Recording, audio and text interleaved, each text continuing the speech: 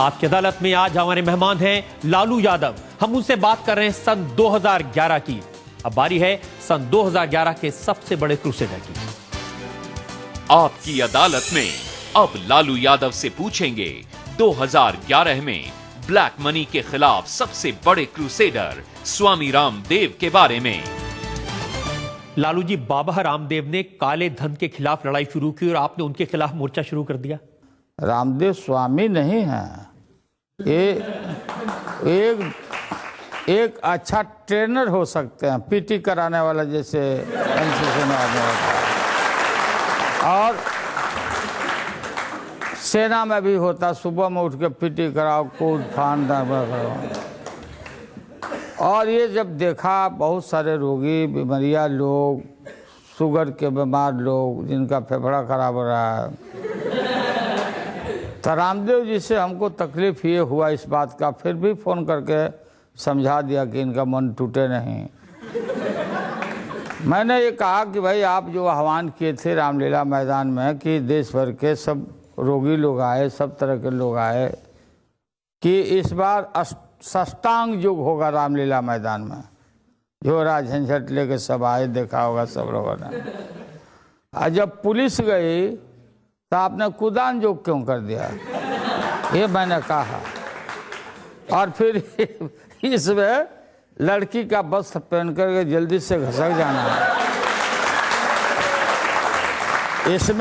इसमें रामदेव जी का स्तर गिरा। अगर वो गिरफ्तारी दे देते तो शायद अन्ना हजारी और उनका जो टीम है और जो लोग हैं, जो पाइपलाइन में सब लोग लगे हुए हैं, तो उनको अवसर उनको पूछा था लालू जी मैंने कि आप ये महिलाओं के वस्त्र पहन के क्यों कूद के भागे, तो उन्होंने कहा कि पुलिस उनको जान से मार देती अगर वो भागते नहीं तो जान से कैसे मार देता, हम लोग नहीं थे क्या यहाँ? का बात करता उस पक्ष में आपने देखा होगा ना कि पुलिस तो अभी जा ही रही है कि अब बंद किया जाए या जो भी हो, गलत किया सही किया। लेकिन एक जमाने में तो आप भी रामदेव बाबा के साथ बैठ के अनुलोम विलोम, सांस ऊपर नीचे करते थे। हम देखा है उनके बिजनेस में, उनके काम में कोई हस्तक्षेप हम करना नहीं चाहते हैं, लेकिन ये भी हमने देखा है कि दुनिया थक गई है। अभी तक कैंसर का इलाज कितना पैसा खर्चा हो गया।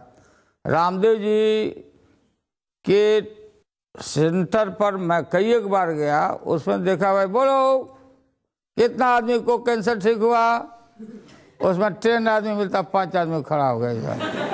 अरे बाबा, तो ठीक है, अपना प्रचार करिए, अपना रोजी रोटी चलाइए, एक्सरसाइज करिए, उससे हमको कोई कमाना नहीं। लेकिन हर आदमी एक, आप बोल क्या रहे हैं, मारो इन सालों को, फांसी दो, मारो फांसी दो, इन लोगों को गालियां दी गई। लालू जी वो कह रहे हैं कि जिन लोगों का काला धन विदेशों में है, उस धन को राष्ट्रीय संपत्ति डिक्लेयर कर दिया जाए। किनका कहना है, उनसे पहले हम लोग कह चुके हैं। 17 दिन तक हाउस को स्टॉल किया था, देश को मालूम है, इस लोकसभा को। जिसका भी काला धन है, पीला धन है, नीला धन है, हमने अन्ना हजारी जी को भी बुलाया, हमसे भी मिलने आए थे उनके टीम के लोग। ये जो रिटायर्ड पुलिस अफसर है किरण बेदी, वो भी आई थी। एक केजरीवाल आए थे। मैं नहीं जानता केजरीवाल क्या है नहीं है, किस घमंड में बोलते रहता लोग याद में। तो हमने कहा कि भाई आप ये बताइए कि ये स्विस बैंक में जो खाते हैं, चाहे जिनका भी खाता हो, या ये लोकपाल बिल हम बना देते हैं, कोई भी लोकपाल बिल बना देते हैं, तो ये गारंटी देता है क्या भ्रष्टाचार मिटाने का? बोले कि नहीं, भ्रष्टाचार तो नहीं मिटेगा, लेकिन कुछ लोग डराएंगे। हमने कहा एक ही उपाय है, आपके साथ हम लाठी लेके खड़े हो जाते हैं। जिनका भी काला धन, पीला धन, नीला धन, बैंक में खाता, farm houses, apartment, bank account, एक ही उपाय है भ्रष्टाचार मिटाने का, सबको निकालने का, कि आप यह सरकार पर दबाव डालिए, जब आपको सरकार से दोस्ती हुई है तो, कि सारे लोगों के संपत्ति को सरकार कानून बना के टेक ओवर करे और रिडिस्ट्रीब्यूट करे। जिनकी संपत्ति ली जाए 1 यूनिट उनको छोड़ दिया जाए, ताकि उनके भी बाल बच्चे हैं। तो यही बात तो बाबा रामदेव कह रहे हैं जो आप कह रहे हैं। कहाँ बाबा रामदेव कर रहे हैं? बाबा रामदेव का तो अब फिर आगे हम कुछ बोलना नहीं चाहते हैं उनके विषय में, ज़्यादा नहीं बोलना चाहते। अब वो जानते होंगे उनको कहाँ कहाँ फंसाया, कहाँ वो कांग्रेस पार्टी के लोग क्या इनकम टैक्स किया है। एयरपोर्ट पर लेने के लिए 5-5 मंत्री गए थे, रेड कारपेट बिछाया उनके लिए, रामदेव जी के लिए। हम कही को जी हो रहा रे भाई रामदेव जी के क्या बिठाया इस। अब वो गए, रामदेव को लाए लो। अब मैधार में अब यही अन्ना हजारी जी का टीम उस टीम में नहीं लिया उस समय। केजरीवाल और प्रशांत भूषण बोला कि रामदेव जी को भी इसमें लिया जाती। लोग बोला वो काम है, ये पढ़ाई लिखाई का काम है, जाकर कहो जोग करे। वो बोला था ना जी, यही लोग बोला था। अभी जब आदमी नहीं जुटा इन लोगों को बम्बई में और यहाँ भी, तो लोग बोला कि रामदेव जी को इनवाइट करो। तो रामदेव जी को इनवाइट करेगा तो रामदेव जी का कोई जमात नहीं ना है। इनके साथ जो बीमारू लोग हैं, स्वास्थ्य जिनका खराब है, तो वो लोग ना है। लेकिन जब उन्होंने रामलीला मैदान में अपना आंदोलन किया था तो उसमें तो लाखों लोग आए थे। किन के? स्वामी रामदेव के। अच्छा था ना उनका असर, क्योंकि लाखों से बेसी ना बीमारियां है देश में। वो बोले थे ना कि इस बार साष्टांग योग होगा। सन 2011 में अन्ना हजारे और रामदेव के अलावा सबसे ज्यादा चर्चा रही लोकपाल की। साल खत्म हो गया, ये नहीं पता चला कि लोकपाल पास हुआ या फेल। लोकपाल पर लालू यादव का क्या कहना है? लालू यादव ने लोकपाल को रोका या टोका? ये पूछेंगे लालू से एक ब्रेक के बाद। मेरे विषय में लिखा कि लालू यादव का 30,000 करोड़, 30,000 हमारा। हम तिमतिमाए क्या चल के सेंट्रल हॉल में इनका बुखार छोड़ा है, जाके कहा चल हमको हमारा पैसा दिवाओ।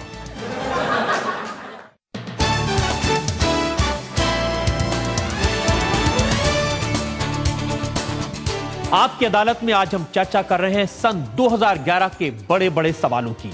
हमारे साथ इन सवालों के जवाब देने के लिए हैं लालू यादव, और अब बारी है सन 2011 के सबसे बड़े सवाल की।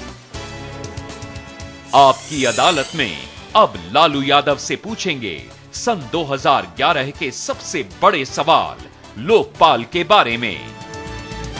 लालू जी, पूरे साल लोकपाल को लेकर आंदोलन चला, साल खत्म हो गया, लोकपाल बिल पास नहीं हुआ, इसके लिए कौन जिम्मेदार है? इसके लिए ईमानदारी से बतावें जी शुरू से मैं बोल रहा हूं कि जिस डाल पर हम बैठे हैं, जैसे कालिदास जी जिस डाल पर बैठे थे उसी डाल को काट रहे थे। ये सिस्टम है, संविधान है, ऐसा मैकेनिज्म बना। अब बताइए, देश का प्रधानमंत्री या लोग सुप्रीम कोर्ट के चीफ जस्टिस या उनका नामित आदमी और लीडर अपोजिशन नामित करेगा, नॉमिनेट करेगा लोकपाल। सारा कर्मचारी, सारा सेना को दे दिया था। मैंने कहा कि भाई आर्म फोर्सेस को कैसे डाल दिया? -4 डिग्री में हमारा सैनिक काम करता, उसको भी समन करेगा, बुलाएगा कोई बात में। 4th ग्रेड से लेके अपर क्लास 1, B, C सबको उसमें डाल दिया। अब जब डाल दिया, ये भी कहा जा रहा है कि पूरी CBI को डाल दिया जाए। तो देश का प्रधानमंत्री, लीडर अपोजिशन नामित करेगा लोकपाल को, और वही आदमी प्रधानमंत्री का ट्रायल करेगा। गजब का लोकतंत्र बना रहे हैं भाई, गजब का चीज हो रहा है। जो अपॉइंटी है वो जो बहाल कर रहा है उसका ट्रायल करेगा प्रधानमंत्री को इसी संसद ने। और लोकसभा की इतनी शक्ति है, लोकसभा में किसी भी प्रधानमंत्री को गलत काम पाए जाने पर उसको नो कॉन्फिडेंस मोशन से देके हाउस को एडजर्न करके प्रधानमंत्री को हटाया गया है और हटाया जाता है। ये लोकपाल के चरणों में कौन होगा लोकपाल? क्या है क्वालिफिकेशन लोकपाल का? क्या होगा? ये सुपर पावर हम खड़ा कर रहे हैं, सुपर पावर। अब ये सारा ये सरकार, पार्लियामेंट और MP पर अगर कोई कंप्लेन होगा तो स्पीकर से पूछेगा लोकपाल की आपने क्या एक्शन लिया, नहीं लिया।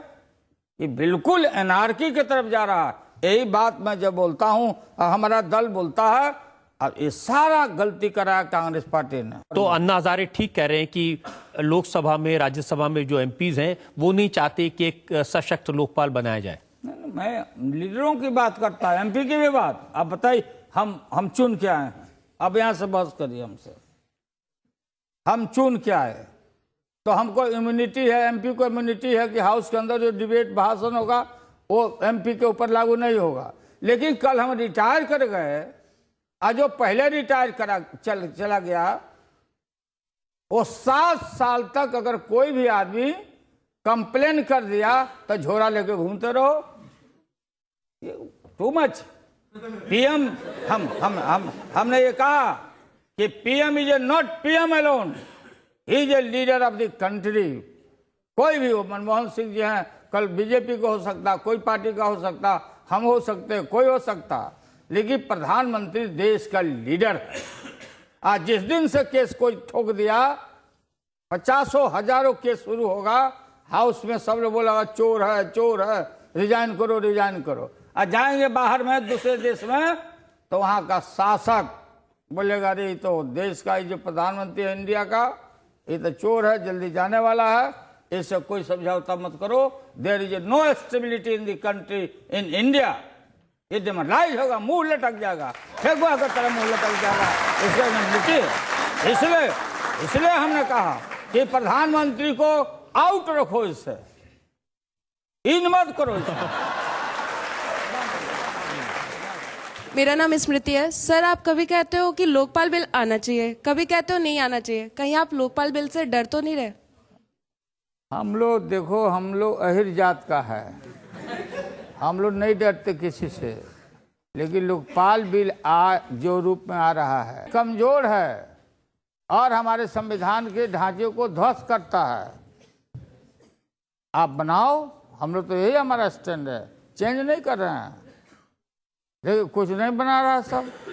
आप इस फेवर में हैं कि एक लोकपाल बनना चाहिए या नहीं है? नहीं, बनना चाहिए, सशक्त लोकपाल बिल हो और संविधान के ढांचे के अंदर होना चाहिए। और दूसरा सवाल जो स्वामी रामदेव उठा रहे हैं, विदेशों में जो भारत का काला धन है, उनका कहना है कि 400 लाख करोड़ रुपया बाहर के बैंकों में है, और पिछले 2011 में कैंपेन किया। भाई, मैंने इस सवाल को उठाया था इस बार फिर पार्लियामेंट में। एक पार्टी, बीजेपी के पार्टी का राज्यसभा का मेंबर है, मैं नाम नहीं लेना चाहता हूं, हवा में लहराया, सारे लोग का, बहुत सारे लोग अपने पार्टी का छोड़ करके और लहराया कि इन नेताओं का स्विस बैंक में इतना इतना है। मेरे विषय में लिखा कि लालू यादव का 30,000 करोड़, 30,000 हमारा, तो हम तिमतिमाए क्या, चल के सेंट्रल हॉल में इनका बुखार छोड़ा है, जाके कहा चल हमको हमारा पैसा दिवाओ, कमे दिवाओ। तो फिर हमारा दूसरा एमपी रोक दिया कि नहीं, हम मत कुछ बोलिए। तो गए तो वहां बोला कि नहीं नहीं, हम आपका, हम बोले भी नहीं थे, तो उस समझ गया कि क्या बात है। इस बात प्रणब मुखर्जी जी जो बोल रहे थे, मैंने पूछा पॉइंटेड कि बताओ कि देश के इतना तो आप बता दीजिए कि किस किस नेता का स्विस बैंक में पैसा जमा है, आप बताइए और जिम्मेवारी के साथ बताइए। प्रणब मुखर्जी ने कहा किसी भी नेता और एमपी का खाता स्विस बैंक में नहीं है। ये रिकॉर्ड की बात है, बता। आप मानते हैं कि किसी नेता का पैसा बाहर नहीं है? नहीं, तो रामदेव जी इनको, अब वो जानते, वो जाने, वो बोल दिए वो, लेकिन हमने कहा कि भाई यहीं पर अनशन क्यों कर रहे हो आप लोग, एक बार चले जाओ ना वहां, संसार भर में समर्थन है, और ऊंट हम मंगवा देते हैं 40 गो राजस्थान से, जाकर लाद के ले आओ,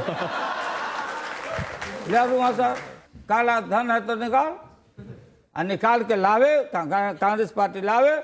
मैं कभी कई बार खबरदार किया कि विलम्ब आप कर रहे हैं कांग्रेस पार्टी के लोग, फिर पैसा निकाल भी लेगा लोग, किसी का खाते नहीं मिलेगा। लालू यादव से आज हम बात कर रहे हैं अन्ना हजारे के बारे में, स्वामी रामदेव के बारे में, हमने उनसे पूछा लोकपाल के बारे में। अब वक्त है ब्रेक का, ब्रेक के बाद सुनेंगे लालू यादव के जवाबों पर आज के जज ओम थांदी का फैसला आज के मुकदमे पर।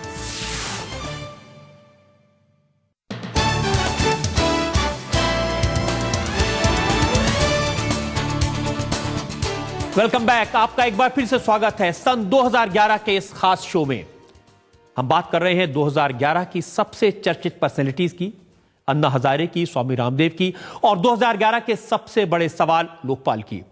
हमने ये सारे सवाल पूछे लालू यादव से। अब वक्त है आज की कार्रवाई पर आज के जज ओम थानवी के फैसले का।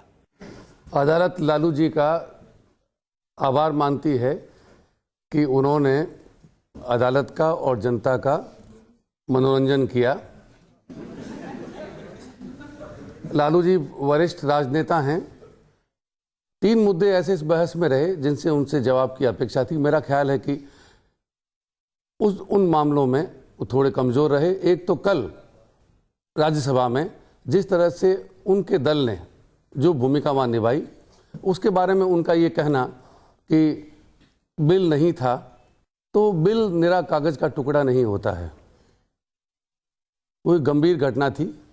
दूसरी बात, लोकपाल के मामले में उनका जो रवैया है, मेरे ख्याल में जिस तरह से सत्ताधारी दल उनकी उपेक्षा करता आया है, मेरे ख्याल में सत्ताधारी दल का जो मत है लोकपाल के बारे में, लालू भी बार बार उसी तरह का जाहिर करते हैं और उससे एक तरह से एक जो मजबूत लोकपाल सामने आना चाहिए, उसमें जो उनकी मदद होनी चाहिए वो नहीं हो पाती। और तीसरा, उनका कहना सही है कि इस देश में गांधी और जयप्रकाश दोबारा पैदा नहीं हो सकते, लेकिन इसका मतलब यह भी नहीं है कि इस देश में कोई बाबा आमटे या अन्ना हजारे भी पैदा नहीं हो सकते।